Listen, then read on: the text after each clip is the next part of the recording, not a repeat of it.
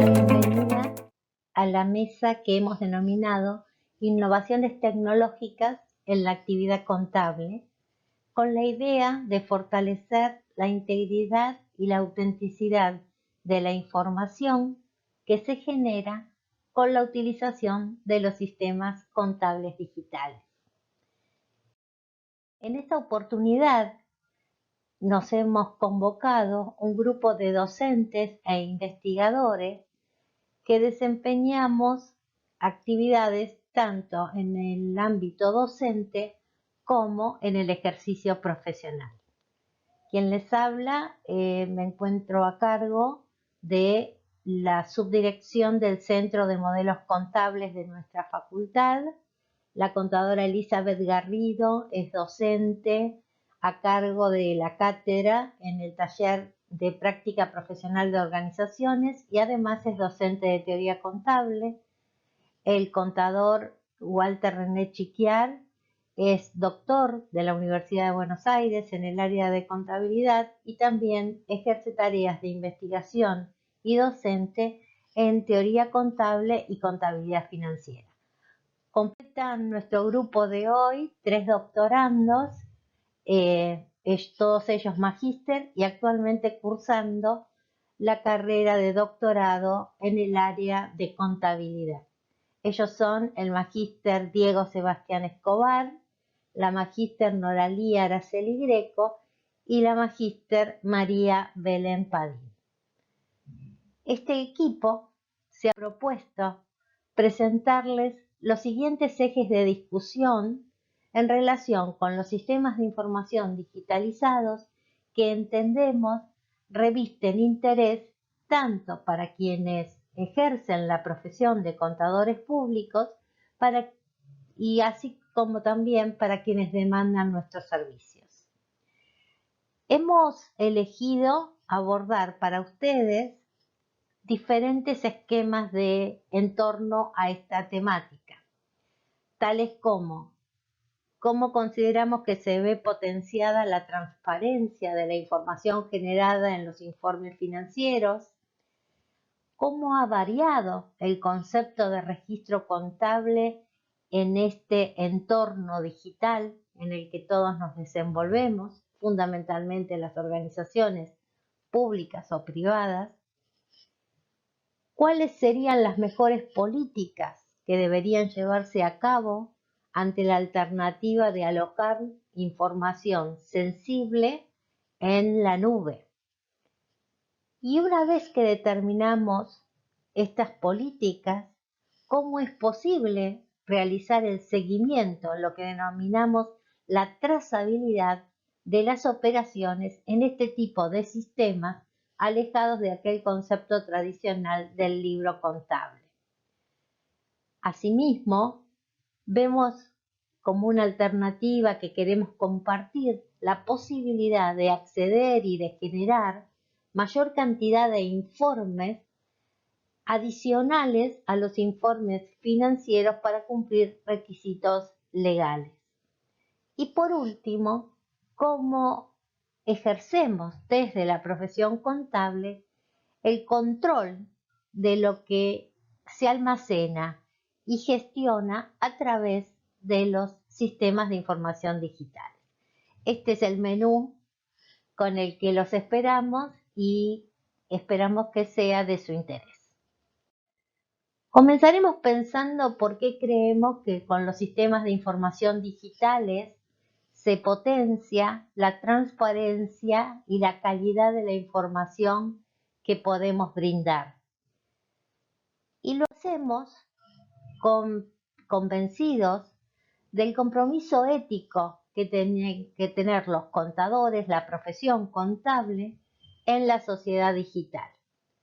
Estamos compartiendo con ustedes un homenaje al fundador del Centro de Modelos Contables, que fue el profesor emérito doctor Carlos Luis García Casella, que nos formó a todos nosotros y que nos hizo ver desde el inicio de nuestra carrera la necesidad de tener un enfoque científico que nos haga reflexionar sobre las necesidades de la interdisciplina, formar recursos humanos, por eso esta mesa es diversa en cuanto a rangos etarios, la posibilidad concreta de a través de actividades de intercambio como la que hoy nos ocupa, de transferir resultados, porque no tiene sentido la investigación científica en el ámbito de la universidad si no es capaz de contribuir al desarrollo de la comunidad. Allá por 1983, cuando recibí mi título de contadora pública, me tocó iniciar la tarea con el doctor Carlos Luis García Casella y todos quienes convocamos e integramos la mesa de hoy hemos tenido la oportunidad de trabajar con él y nuestras exposiciones intentan reflejar su compromiso con la comunidad. ¿Qué nos moviliza en el ámbito de los proyectos de investigación que estamos desarrollando? Para nosotros es fundamental que haya una visión ética y socialmente comprometida de todo aquello que hacemos en el quehacer de nuestras investigaciones diarias. Pero fundamentalmente queremos destacar que no lo hacemos para rangos específicos de instituciones, sino que el espectro es tan diverso como lo son los sistemas de información de las organizaciones. Son entidades públicas, entidades privadas, entidades con fines de lucro. Todas ellas requieren de un profesional comprometido con analizar las mejores políticas y utilización de los sistemas de información para que se vean beneficiados. Así, dentro de nuestros rangos de estudio tenemos las entidades educativas, las nuevas formas de asociación, como son las sociedades anónimas simplificadas, las problemáticas de las entidades bancarias y todos los activos financieros, los organismos no gubernamentales y la gestión pública que tanto interesa en nuestro contexto. Ustedes se preguntarán, ¿de qué tecnologías estamos hablando cuando hablamos de sistemas de información de las organizaciones y hasta qué punto los contadores públicos tienen una actividad que, como señalé anteriormente, aborda con carácter interdisciplinario? Los ejes que ustedes pueden ver en el gráfico que les acompaño señalan algunas cosas muy novedosas que hoy están en nuestros medios de comunicación, como son el blockchain, las criptomonedas, la inteligencia artificial, y problemáticas específicas que tienen que ver con los sistemas de información contable, como son los de tener que alojar archivos, la contabilidad en la nube, algunos muy tradicionales como el Excel, que todos creemos conocer, otros que son específicos para intercambiar información entre diferentes plataformas, como lo constituye el XBRL, y algunos muy innovadores, como la posibilidad de realizar auditoría con drones. Queremos llamar a la reflexión tanto de futuros contadores como de profesionales en ejercicio y de usuarios de los servicios contables acerca de la diversidad de herramientas que contribuirán a mejorar el servicio profesional que ofrecemos en beneficio de la comunidad, como lo señalábamos anteriormente. En esta línea de pensamientos que venimos desarrollando, nos interesa destacar cómo vinculamos los estudios que realizamos respecto de los sistemas de información digitales con nuestra labor como docentes y como investigadores. Esto tiene una estrecha relación con la concepción de cuál es la función del contador público que hemos estudiado muy concienzudamente en el proceso de acreditación de la carrera que finalizó con muy buenos resultados.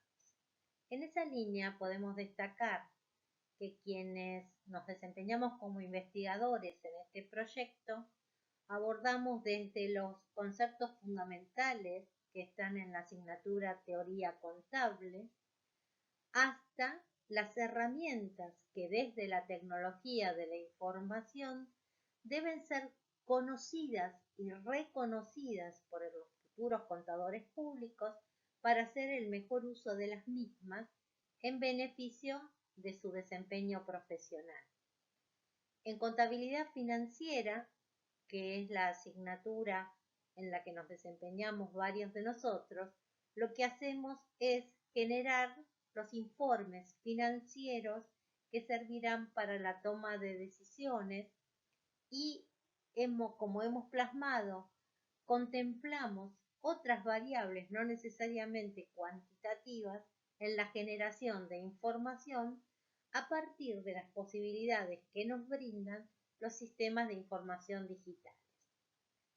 Asimismo, en el taller de práctica profesional en organización del contador público, se toman en consideración todos los aspectos que los diferentes expositores abordarán y que requieren ser conocidos tanto por quienes desempeñamos la profesión como también por quienes contratan nuestros servicios. Sin perjuicio de ello, las líneas de investigación nos llevan a profundizar estos aspectos en asignaturas de maestría y de doctorado. Ahora hará uso de la palabra la contadora Elizabeth Garrido y abordará un tema que esperamos capture su interés. ¿De qué hablamos cuando decimos registros contables en un entorno digital?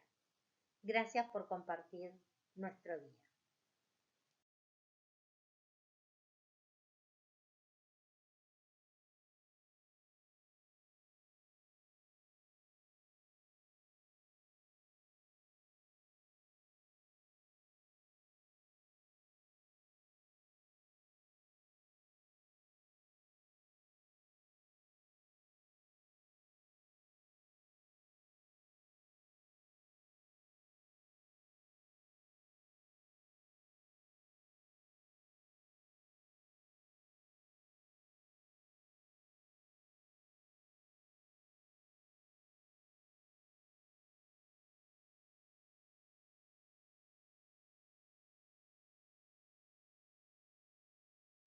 Siguiendo con los ejes de discusión propuestos en la actividad, ahora vamos a continuar con el análisis de cuáles son las mejores políticas para reducir los riesgos de alojar el sistema de información contable en la nube. Para ello, tenemos que definir y entender al sistema de computación en la nube como un servicio que están brindando las empresas para el resguardo, el almacenamiento y el procesamiento de la información. Si bien esto es muy beneficioso para las compañías, sobre todo para las economías de escala al comenzar diferentes actividades, tenemos un problema con quién tiene la custodia de estos datos y en el país donde se brindan estos servicios. Al estar todo conectado a través de Internet, podemos tener diferentes tipos de servidores en diferentes países y por lo tanto, estas normativas no son iguales en cada una de estas jurisdicciones. Para poder identificar estos riesgos, es necesario recordar cuáles son los principios de la seguridad de la información. Van a ver que vamos a hablar de confidencialidad, integridad y disponibilidad. Estos principios de la información que van a afectar a lo que es el sistema de información. Cuando hablamos de integridad, bueno, si tenemos la información en la nube, esa información es íntegra y si alguien modifica algo, ¿nos vamos a dar cuenta o tenemos algún log de auditoría? Cuando estamos hablando de la confidencialidad, ¿quiénes van a tener acceso a esa información? Al identificar la disponibilidad, bueno, ¿va a estar disponible cuando la empresa lo necesite o cualquier usuario interno o externo? Bueno, estas cuestiones son las que plantean los diferentes riesgos de seguridad que podemos identificar. Y esto va a ser la base para poder pensar en nuestra política de ciberseguridad. Para poder implementar esta política, vamos a analizar estos 4 pilares que nos van a ayudar al mismo. Punto número 1. Tenemos que analizar el cumplimiento legal normativo, tanto de Argentina como del país en donde vamos a contratar estos servicios. Si estamos en el ámbito de la República Argentina, tenemos la Ley de Protección de Datos Personales y todas las disposiciones emitidas por la Agencia de Acceso a la Información Pública. Este organismo emite listados en donde podemos identificar aquellos países donde no habría ningún conflicto legal y en aquellos países en donde la ley no es igual a la de la Argentina. En el caso de que optáramos a uno de estos países para contratar, vamos a tener que firmar un convenio de exportación de datos. Piensen de que el organismo instruye este tipo de normativa para evitar cualquier vacío legal en el caso de que exista algún problema de resguardo, transmisión o backup de los datos. Punto número 2, es importante analizar la gestión de los riesgos que tienen las compañías. Vamos a ver que esto es un tema relativamente nuevo, en donde uno debería analizar todos los riesgos que existen, la probabilidad y el impacto de los mismos. ¿Para qué le va a servir a las organizaciones esto? Bueno, es importante saber cuál es el apetito riesgo y cuáles van a ser las consecuencias económicas de que uno de estos riesgos se dispare. ¿Sí? Como tercer punto tenemos los estándares y las buenas prácticas en el mercado. Para esto tenemos que identificar muy bien cuál es el contexto de nuestra organización y el tipo de datos, porque podrían aplicar algunas normativas del Banco Central, algunas normativas específicas en lo que es las tarjetas de crédito, por ejemplo, canales electrónicos, por ejemplo, las normas PCI DSS para la industria de pagos, o algún otro tipo de normativa como la ISO 27001, que es por excelencia la norma de protección de datos. Y por último, tenemos que analizar y establecer un plan de capacitación y concientización para nuestros empleados y para todos nuestros colaboradores. Si bien es un tema que hemos hablado en otras ocasiones, es muy importante saber que las estafas o los riesgos informáticos siempre atacan el eslabón más débil de lo que es las organizaciones, y en este caso terminan siendo los empleados. Si tenemos empleados capacitados, empleados que si les llegan algún tipo de mail falso saben diagnosticarlo y saben indicar y saben denunciarlos, vamos a tener muchos menos problemas y muchos menos riesgos para la gestión de la política de ciberseguridad. Muchas gracias.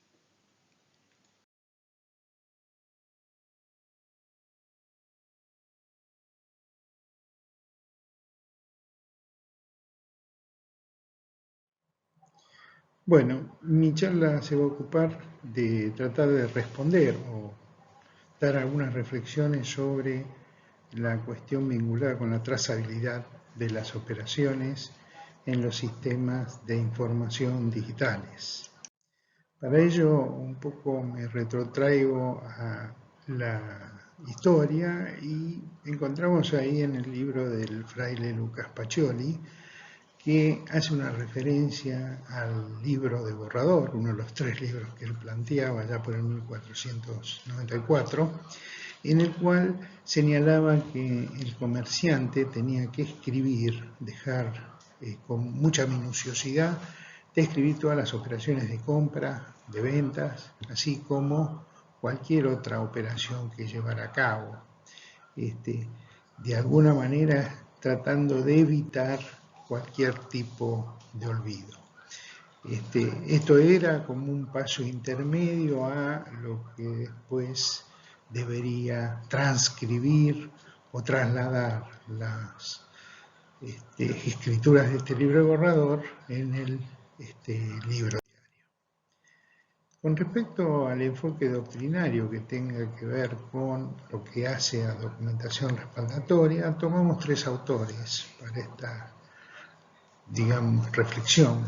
Uno es Rosenas, que en un texto sobre balance falso señala que la documentación es la representación de los hechos o actos perfectamente determinados, con una clara forma representativa. Él habla de continente y contenido propiamente dicho.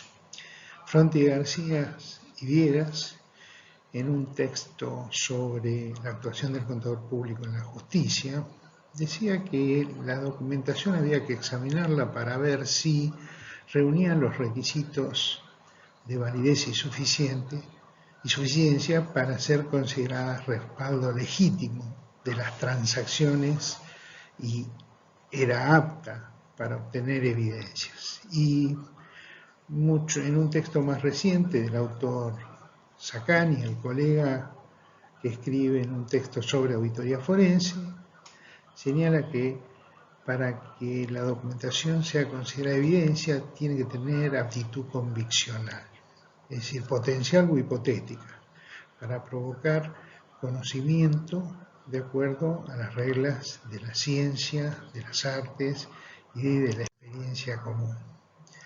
La documentación respaldatoria es aquella que de manera fehaciente y no controvertida prueba hechos que acontecieron. Recordemos que documentar es la acción de poner en un soporte físico o digital o lógico un hecho, una transacción, una situación. La evidencia lo que me permite a mí, el concepto, conceptualmente es otorgar certeza manifiesta y perceptible de una cosa, de manera tal de que nadie pueda dudar de ello. La función contable, lógicamente, la documentación respaldatoria, es poder captar la evidencia y observar críticamente en lo sustancial los elementos de juicio que sirvieron de fuente para el sistema de información contable.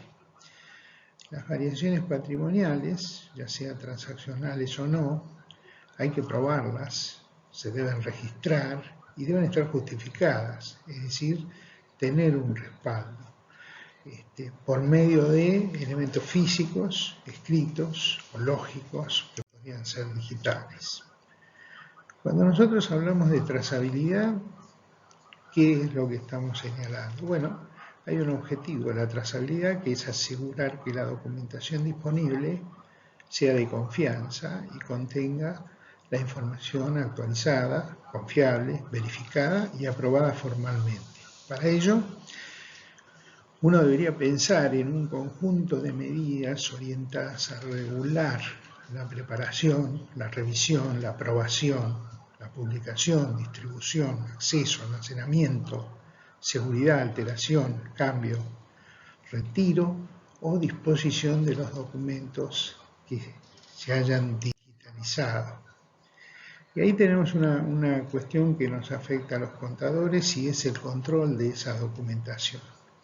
Es decir, tenemos que tener rutinas o procesos cuyo propósito es hacer cumplir las prácticas para la creación, la revisión, la modificación, la emisión, distribución y accesibilidad de los documentos. Y para ir pensando, ¿no?, en esta charla, una reflexión es que cuando nosotros trabajamos en documentos digitales, deberíamos pensar si son originales o si son copias, cuando es muy difícil muchas veces distinguirlo. Cuando uno está hablando de escanear documentación, es decir, transformar un documento que está en un formato o una situación que tiene un formato, transformarlo en un documento digital, habría que ver si la captación se hizo de un documento original, si ese documento estaba completo, si era una fotocopia certificada, si era una fotocopia simple, si era un documento privado, si es fotocopia un documento privado, si las firmas hológrafas están en original o han sido estampadas digitalmente, etc. Estas son cuestiones que uno debería tratar de alguna manera identificar. Allí señalamos el acta o constancia de escaneo, es decir, quien transforma en digital un documento que está, una documentación que está en otro formato, debería poder hacer un acta que acompañe a ese documento en donde señale las particularidades o observaciones que tenga que hacer sobre ese documento. Es decir, si piensa que las firmas son originales, el documento original, etc. Y por supuesto, luego que viene, una vez que uno trabaja con un documento digital, medidas de aseguramiento, es decir, que ese documento en los sucesivos traslados o remisiones no haya sufrido alteraciones o modificaciones, ¿no? Y algo que nosotros los contadores por ahí estamos muchas veces, nos cuesta, es las políticas de backup, es decir, asegurar toda la documentación digital que tenemos. Por supuesto, dentro de esto también están los niveles de seguridad, quién accede a qué documentación. Recordemos que nosotros como profesionales, entre otras las obligaciones, o entre muchas obligaciones, tenemos las obligaciones de guardar secreto sobre todo aquello que está vinculado con nuestros clientes. Espero que despierten ustedes las mismas cuestiones que despiertan en mí. Gracias. Hola a todos, mi nombre es Norari Greco y bueno, para continuar con la presentación del día de hoy, yo voy a hablar sobre la generación de informes para diferentes segmentos a partir de los sistemas de información integrados. Para poder tratar este tema me pareció oportuno. Hola a todos, mi nombre es Norari Greco y bueno, para continuar con la presentación del día de hoy, yo voy a hablar sobre la generación de informes para diferentes segmentos a partir de los sistemas de información integrados. Para poder tratar este tema me pareció oportuno recordar un material del doctor Carlos Luis García Casella, donde habla de los segmentos de la contabilidad y principalmente muestra algunas diferencias entre el segmento financiero y el segmento gerencial acerca de cómo manejan cada uno de los temas. Por ejemplo, en el uso de la información que le da el segmento financiero, que es principalmente para uso de carácter externo, o sea, para presentar ante clientes, proveedores, bancos, entidades regulatorias, legales. Mientras que el segmento gerencial, el uso que le da la información principalmente es de carácter interno. La frecuencia en la que prepara la información el segmento financiero es de carácter periódica, mientras que el segmento gerencial lo necesita en forma continua. Las bases que utiliza la contabilidad financiera son regulaciones, por ejemplo, normas contables legales, de cómo se debe presentar la información. Mientras que en la contabilidad gerencial, los reportes para uso gerencial, la empresa tiene libertad de elegir cómo quiere prepararlos y presentarlos. Otra diferencia importante que manejan estos segmentos es la unidad de medida. En el caso de la información financiera va a estar determinada por la moneda, mientras que la información gerencial va a utilizar medidas físicas, monedas y otras que considere oportuna para la emisión de sus reportes. La materia que trata el segmento financiero es el patrimonio, mientras que el segmento gerencial lo hace para la toma de decisiones. Otras diferencias es en lo relativo al tiempo de referencia que utiliza uno y otro segmento. En el caso del segmento financiero se refiere al pasado llegando al presente, mientras que el segmento gerencial va a utilizar como referencia el pasado, el presente, pero también el futuro. Va a apoyarse en la información pasada, en la información presente, para hacer proyecciones a futuro y poder tomar decisiones. El segmento financiero, otra de las diferencias, es que su misión principal es determinar resultados, mientras que el segmento gerencial lo que busca es cumplir objetivos. En el caso del segmento financiero, la contabilidad financiera, tenemos el famoso algoritmo que el activo es igual al pasivo más patrimonio neto, mientras que el segmento gerencial va a utilizar variados y complejos algoritmos para preparar la información. Entre otras diferencias, la contabilidad financiera se va a regir por un método de registro de partida doble, mientras que el segmento gerencial va a utilizar múltiples sistemas de registro, métodos de registro. Con esto me parece importante destacar que diferentes segmentos pueden utilizar la misma información de diferentes formas, con diferentes fines, presentada de diferentes formas, según esté obligada por alguna norma o no.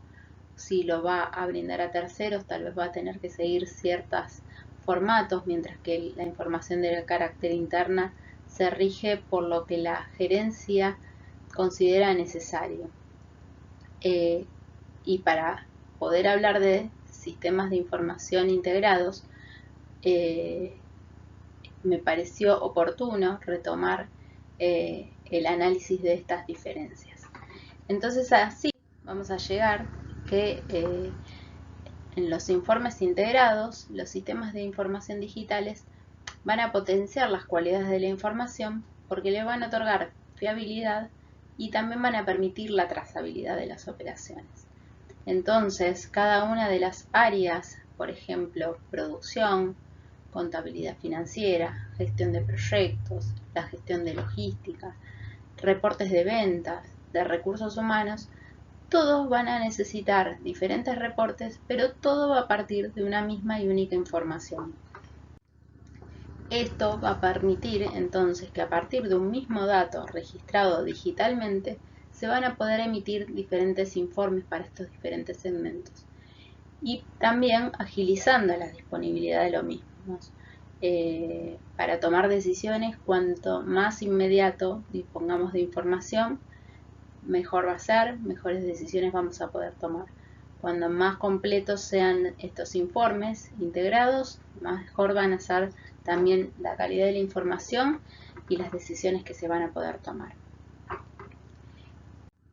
Entonces podemos concluir, si tratamos de unir todos los ejes que se han tratado en la presentación del día de hoy, que debemos identificar las debilidades y amenazas de la información digital a fin de mitigar los riesgos de los mismos, pero también podemos identificar fortalezas y oportunidades que nos brindan los sistemas de información digitales a fin de potenciarlos.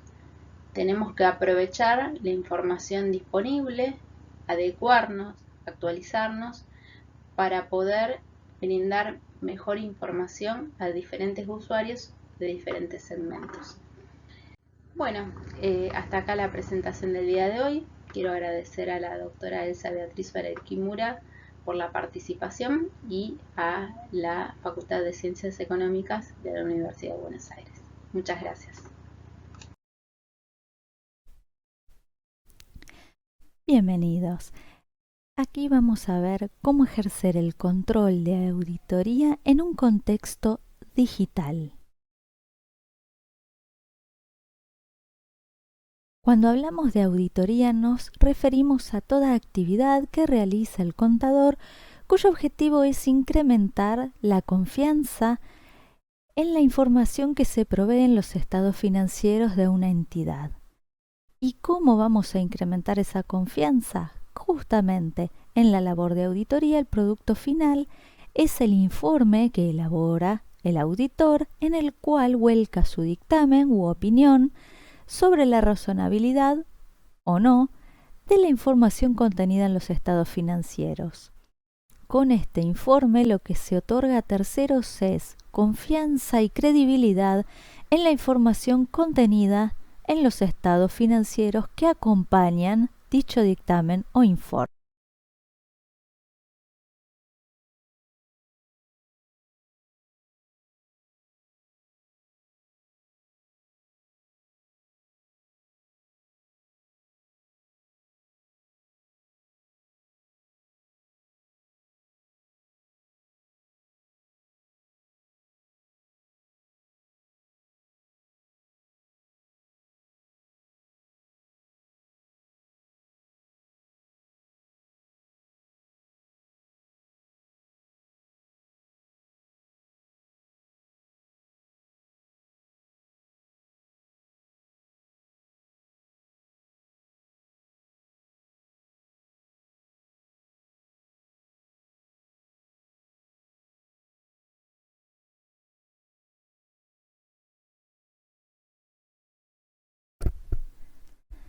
El control se refiere a toda aquella actividad tendiente a verificar que las diferentes actividades que se realizan dentro de una organización tiendan a ayudarla a alcanzar sus objetivos.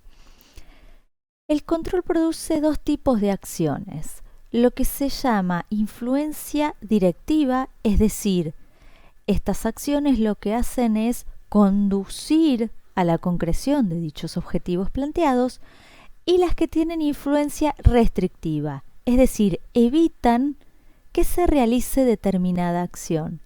Por ejemplo, cuando ponemos en un sistema distintos niveles para el ingreso de los datos, lo que estamos haciendo es, por un lado, dirigir la acción, ¿sí? Es decir, una persona tiene que ingresar el dato y otra persona con otro rango tiene que aprobarla, y a su vez tiene naturaleza restrictiva.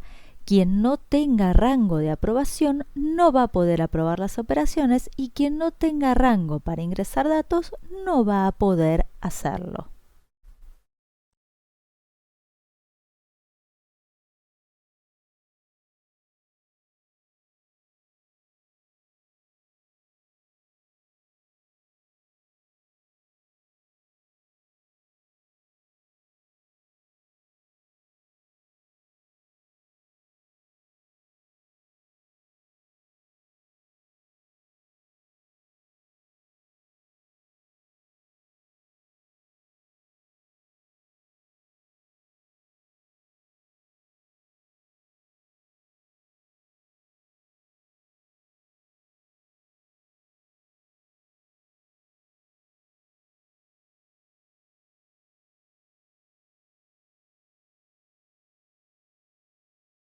La auditoría obviamente es una función de control que posee, entre otras, las siguientes características. Por un lado, es de tipo retroalimentado, porque recordemos que siempre trabajamos sobre estados financieros que ya se cerraron. Es del tipo correctiva, porque lo que hacemos es buscar que pueda haber errores voluntarios o involuntarios y corregirlos de manera que reflejen de la mejor manera posible los hechos económicos. De secuencia abierta, esto es porque la auditoría tiene que ser independiente del sector que elabora la información. Esto es válido tanto para auditoría interna como para externa. Y selectiva. ¿Por qué? Porque trabajamos sobre muestras, ¿sí? La auditoría nunca es sobre el 100% de los datos, sino que se trabaja sobre un muestreo a fin de que eso permita extrapolar los resultados hacia el total de la información, y por eso en general hablamos de razonabilidad de los estados financieros y no de seguridad. Ahora bien, ¿cómo impacta las nuevas tecnologías en el rol del auditor? Aquí hay que separar dos cuestiones. Lo que es los objetivos de la auditoría no van a cambiar, ¿sí? Los objetivos de auditoría siguen siendo los mismos. La responsabilidad del auditor tampoco va a cambiar, ¿sí? El auditor sigue siendo responsable por su informe, pero lo que va a cambiar, sí, es el entorno en el cual el auditor desarrolla esa auditoría, ¿sí? Antes se realizaban controles manuales, ¿sí? Porque los soportes que había eran en papel, y ahora nos enfrentamos al dilema de los soportes electrónicos y de las transacciones completamente electrónicas. Entonces, es el entorno del auditor el que fue cambiando con la llegada de la tecnología, y por ello es necesario que el auditor adapte sus procedimientos a fin de seguir satisfaciéndose de la integridad de los estados financieros. Dentro de lo que es el relevamiento que hacemos de los sistemas de la entidad, podemos distinguir claramente tres etapas. La primera etapa es el estudio preliminar. En esta etapa lo que vamos a hacer es analizar todo lo que tenga que ver con el entorno de tecnología de la entidad, ¿sí? Identificar los sistemas, su naturaleza, su alcance, el diseño, si fueron realizados para la entidad, si son software adquiridos a terceros, y dentro de esta adquisición a terceros, si se utilizan tal como fueron adquiridos de forma genérica o si se le hizo algún trabajo de adaptación hacia la entidad. Una vez que tenemos identificadas todas estos aspectos iniciales del relevamiento, la segunda etapa consiste en analizar el sistema de control de la entidad. Toda entidad tiene un control interno, ¿sí? Lo que va a tener que hacer el auditor en esta etapa es analizar cómo se efectuaron esos controles desde el área de control interno del ente. ¿Qué alcance tuvieron? ¿Cuántos controles se efectuaron? ¿Con qué periodicidad? ¿Sí? No es lo mismo controles anuales que controles semestrales que controles mensuales. También va a tener que analizar la pericia técnica del personal que está encargado de realizar estos controles, y eso no es menor, ¿sí? El área encargada dentro de la entidad de efectuar los controles de sistemas tiene que tener el expertise técnico necesario que lo avale para poder realizar esas tareas de manera correcta. Y por último tenemos las pruebas a los controles y las pruebas sustantivas. Las pruebas sustantivas podrán tener mayor exhaustividad si no nos hemos podido satisfacer de lo que realiza el área de control interno o si lo consideramos insuficiente, o podremos tener pruebas más dirigidas hacia aspectos que nos interesen, pero descansando en ciertos relevamientos que haya hecho control interno. Aquí también el auditor tiene que analizar, previo a lo que relevó en la etapa de diseño preliminar, frente a qué sistemas está la entidad. Si estamos en una entidad con sistemas no integrados, es decir, pequeños subsistemas que cada uno procesa algo distinto, por ejemplo, tenemos un subsistema de contabilidad, un sistema de ventas, un sistema de compras, tendremos que ver que generalmente estos sistemas tienen menor complejidad, pero un riesgo, una complejidad adicional que se le suma al auditor es que la información, al estar distribuida entre distintos sistemas, podría llegar a no ser homogénea. Y esto lo tiene que relevar. Por otro lado, las entidades que sí tienen sistemas integrados, es decir, hay un sistema madre que nuclea todos estos subsistemas, permite tener mayor homogeneidad de la información, ¿sí? Porque todos alimentan al mismo sistema, pero suelen tener una complejidad mayor. En estos casos, el auditor externo puede recurrir a un tercero que va a ser un experto en el área de sistemas, que va a ser quien va a realizar las pruebas de mayor complejidad a fin de satisfacernos de la integridad de estos sistemas. En este punto es importante rescatar que esto de recurrir a un tercero no le quita responsabilidad al auditor, ¿sí? Simplemente el experto va a ser un miembro más en el equipo de auditoría que lo que va a hacer es realizar determinadas pruebas, como decíamos, generalmente ya asistidas por computadora y con mayor complejidad, habiendo charlado con el auditor cuáles son los objetivos de la auditoría y qué tareas efectuar a fin de satisfacer al auditor de los conocimientos que no posee para poder confiar en los sistemas. Es decir, de vuelta, no disminuye la responsabilidad del auditor, sino que el auditor es responsable también por las opiniones que vuelque basadas en el trabajo del experto.